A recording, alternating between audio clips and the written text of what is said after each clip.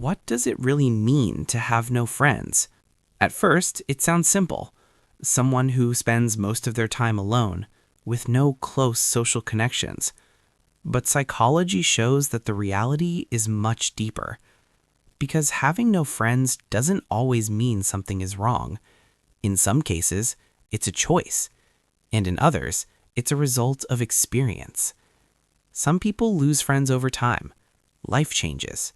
People move, priorities shift, and connections fade. What once felt natural slowly disappears. For others, it comes from past experiences, betrayal, rejection, or being misunderstood. After enough negative experiences, the mind starts to protect itself. It becomes harder to trust, harder to open up, and eventually, easier to stay alone. There's also the role of personality. Some people are naturally more introverted. They feel drained by too much social interaction, and they prefer solitude over constant connection. But even then, a complete lack of connection can still feel empty. Another major factor is social anxiety, the fear of being judged, rejected, or misunderstood. This fear can make simple interactions feel overwhelming. So instead of reaching out, people avoid, and avoidance slowly turns into isolation. There's also the impact of self-perception.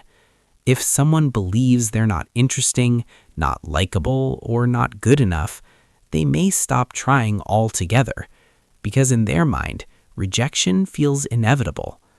Over time, this becomes a self-fulfilling cycle. No effort leads to no connection, which reinforces the belief.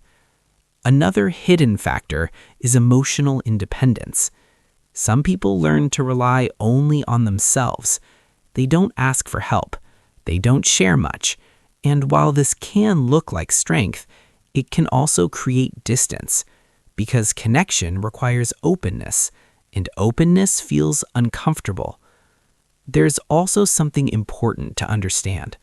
Not all loneliness looks the same. Some people with no friends feel deeply lonely. Others feel completely fine, even peaceful. The difference is not the number of people, but the quality of connection, including the connection with yourself. But humans are naturally social, and long-term isolation can affect mental health. It can increase stress, overthinking, and emotional pressure. That's why awareness matters. Having no friends is not a fixed identity. It's a situation, and situations can change. Connection doesn't require a large group. Sometimes one real connection is enough. It starts with small steps, being open, being present, and being willing to try again.